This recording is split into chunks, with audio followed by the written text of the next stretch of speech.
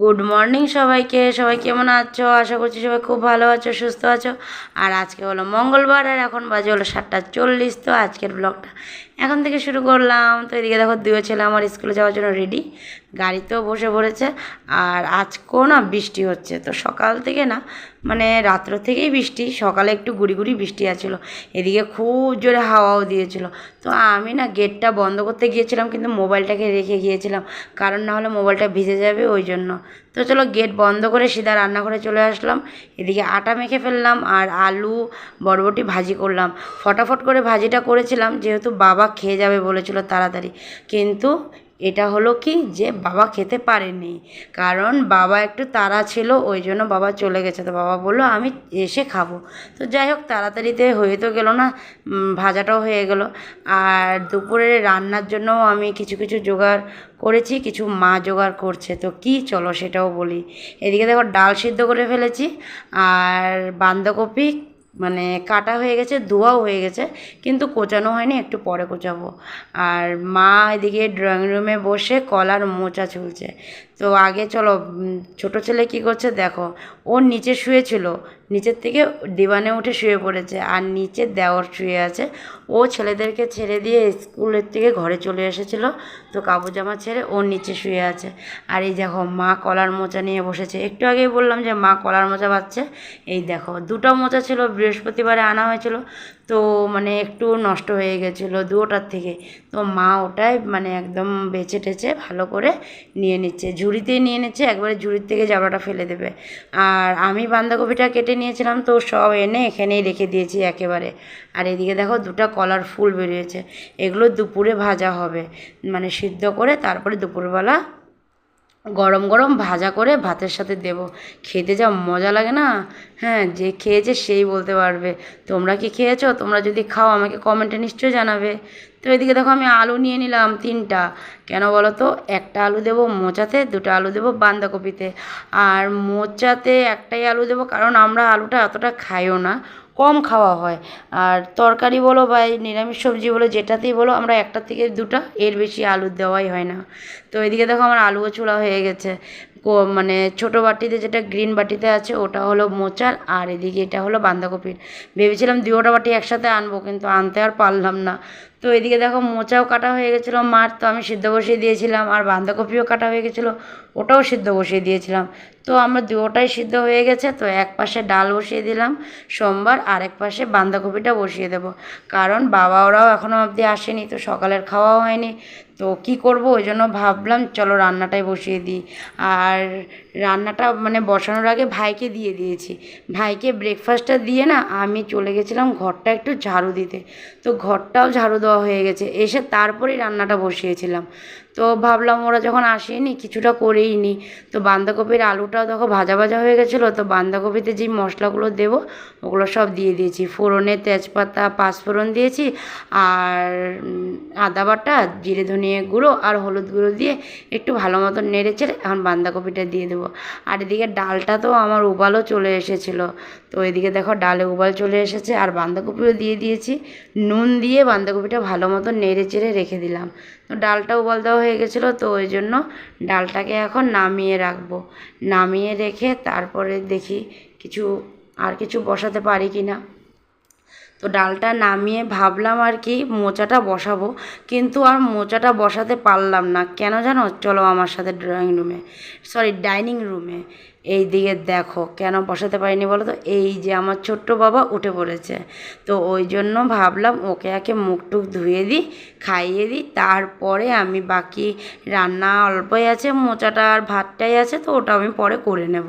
ওই জন্যই ওকে আগে মুখটা ধোয়াবো। তার আগে বাঁধাকপিটাও হয়ে গেছিলো, ওটাকেও নামিয়ে ফেলি, তারপরে চলে যাব ওকে মুখ ধোয়াতে।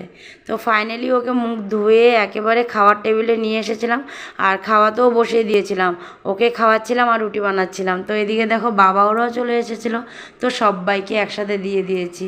আর ওকে খাওয়ায়ে তারপরে আমিও বসবো, মানে আমি খাবো আর কি, ওকে খাইয়ে দিয়ে তারপরে। তো এদিকে তোমাদের দাদাভাইও বসে পড়েছিলো। তো এদিকে দেখো ও নাম ছিল, হ্যাঁ, তো আমি বলেছি নামবা না, একদম উপরে ওঠো। তারপরে বকা টকা দিয়ে আবার উপরে উঠিয়ে বসিয়ে দিলাম। আর এদিকে তোমাদের দাদাভাই একটু ঘি নেবে, তো আমি বললাম দাও আমি তোমাকে ঘি লাগিয়ে দিচ্ছি। তো ওকে আমি ঘিটা দিলাম, ছোটো জন্য খাবে তো ওকেও একটু ঘি দিয়ে দিলাম। তো চলো খেয়ে নিই। তো দেখো খাওয়া দাওয়া একেবারে সেরে একেবারে স্নান টান করে চলে আসলাম রান্নাঘরে। রান্নাও হয়ে গেছিলো, ওই জন্য চলে গেছিলাম একেবারে স্নান করতে। ছোটো ছেলেকেও করিয়ে দিয়েছি, আমিও করে নিয়ে চলে আসলাম। আর এখন প্রায় 2টা 20 বাজে, আর ছেলেদেরও স্কুল থেকে আসার সময়ও হয়ে গেছে।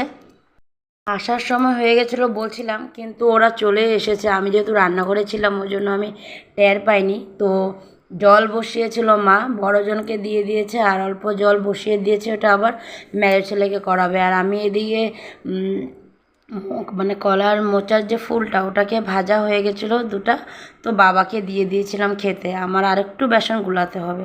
তো চলো খাওয়া দাওয়া সেরে আসবো। তো একেবারে দেখো সন্ধ্যার সময় চলে আসলাম।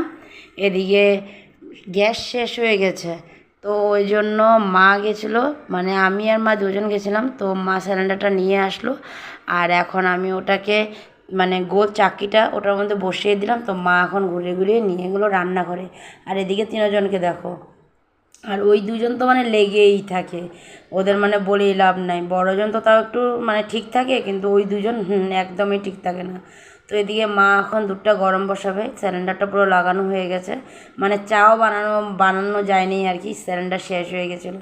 তো আজকে মা আজকেও আবার পোহা বানিয়েছে, তো বাবা বলেছিল বানাতে, তো আজকে যেহেতু নিরামিষ তো পেঁয়াজ ছাড়াই মা পোহাটা বানিয়ে দিল। তো বাবার খাওয়া হয়ে গেছে, পোহাটা বানানো হয়ে গেছিলো, তারপরে শেষ হয়েছিল গ্যাসটা। তো আমি এখন বাসনগুলো আছে এগুলোকে নামিয়ে তারপরে দুধটা দেবো। তো এদিকে দেখো দুধের কাপটা নিয়ে নিলাম, আর এদিকে অল্প সুজি নিয়েছি, ছোটো ছেলেকে খাওয়াবো আজকে টিফিনে। মানে ছেলেদেরকে সুজি দিয়েছিলাম তো অল্প ছিল, ওটাকে রেখে দিয়েছিলাম। তো ওটা এখন ছোটো ছেলেকে দুধ দিয়ে খাইয়ে দেবো। তো নিয়ে যাব এখন ডাইনিংয়ে। আর এদিকে মার আর বাবার জন্য চা বসিয়ে দিলাম, বাবা বলেছে দুধ চা খাবে। তো ওই জন্য 2জনের জন্য চাটা বসিয়ে দিয়ে আমি চলে গেলাম ডাইনিংয়ে। বড় ছেলেকে দুধটা দিয়ে দেবো আর ছোটো ছেলেকে খাইয়ে দেবো। ওদিকে দেখো দাদুর কোলে উঠে বসে আছে ছোটোজন। আর এখন এই যে ডেকে নিয়ে আসলাম, মা ওদিকে মেজোজনকে খাওয়াচ্ছে পোহা, বড়জনও খাচ্ছিলো। তো ওকেও আমি খাইয়ে দিলাম, আর খাওয়া দাওয়া শেষ করে দেখো পড়তে বসে পড়লো। ও নিজে নিজে পড়ে ফেলছে, ওকে আমি আর পড়াতে লাগে না, ও নিজে নিজে পড়ে ফেলে। এদিকে বড় ছেলে একটু পড়তে বসেছিলো, ও একটু বাথরুম গিয়েছিলো। আর মেজো ছেলেকেও নিয়ে বসেছি, মানে 3জনকে একসাথে নিয়ে বসলাম পড়াতে। এরই মধ্যে আবার তোমাদের দাদা ভাই এসেছিলো, ও একটু মন্দিরে গেছিলো, বজরংবলী মন্দিরে। তো ওখান থেকে প্রসাদ নিয়ে আসলো, এই দেখো ঠাকুরের প্রসাদ। তো ভাবলাম কি প্রসাদটা সবাইকে দিয়ে দিই, তারপরে প্রসাদটা নিজেও একটু নিয়ে নিই আর সবাইকে দিয়ে দিই, না হলে এখানেই থেকে যাবে, আমিও পড়ানো হয়ে যাবে, তো পট করে উঠে চলে যাব। কারণ কি রাত্রেরও আবার কিছু আছে যেগুলো করার বাকি আছে, ওগুলোও করব। ওই জন্য ভাবলাম ওদেরকে আগে একটু পড়িয়ে দিই তারপরে যাব, যেহেতু বড় ছেলের এক্সাম চলছে, তো কালকে আবার ম্যাথ আছে ওই জন্য। তো চলো প্রসাদগুলো সবাইকে দিয়ে দিই, তারপরে আবার আসবো। চলে আসলাম রুটি বানাতে। তো এদিকে দেখো রুটি একটা তাওয়াতে দিয়ে দিলাম, আর বাকিগুলো বেলবো এখন একটা একটা করে। কারণ রুটি খাবে হলো দেওর খাবে, আর তোমাদের দাদাভাই আর বড় ছেলে খাবে, ওই জন্য রুটিগুলো বানিয়ে ফেলছি। বড় ছেলে তো ঘুমিয়েই পড়েছে, ওকে ডেকে উঠানো হয়েছে যে রুটি বানাচ্ছি উঠো। তো ওই জন্য এদিকে দেওরেরটা বানানো হয়ে গেছে, তো ওকে দিয়ে দেবো। আর এদিকে ছেলেরটাও বানানো হয়ে গেছে, তো ওদের 2জনকে দিয়ে দেবো, ওরা খেতে থাকুক। আর তোমাদের দাদাভাইয়েরটা একটা তো দিয়ে দিলাম তাওয়াতে, আর একটা বেলে রেখেছি, ওটাও মানে হয়ে গেলে দিয়ে দেবো। তো চলো 2জনকে দিয়ে আসলাম, তোমাদের দাদাভাইকেও দিয়ে দিলাম। আর এদিকে দেখো আমি এখন ছোটো ছেলের ভাতটা নিয়ে নিলাম, আর মা মেজো ছেলেকে খাইয়ে দিয়েছে। তো এখন বাবাকে ভাত দিচ্ছে, আর এদিকে দেখো সবাই খেতে বসেছে। মেজোজনের তো খাওয়া হয়েই গেলো বললামই, এখন ছোটো ছেলেকে ভাতটা খাওয়াবো। আর তোমাদের দাদাভাই গেছে রুমে, ওর নিউজ দেখে খাবে। তো চলো সবাই খাওয়া দাওয়াটা সেরেই নিক।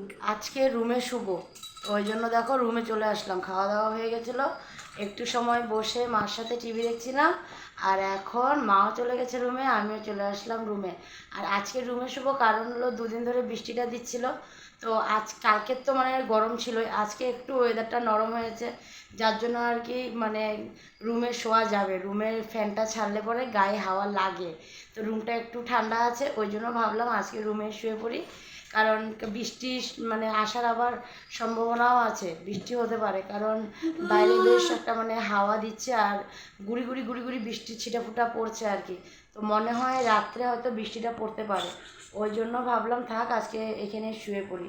আর এদিকে ছোট করে দেখো কি করছে, দেখো দেখো দেখছো, এই কেন উপরে উঠতেছ? কে এটা? আমি একটা ছোট দেখবো, বড় দেখবো।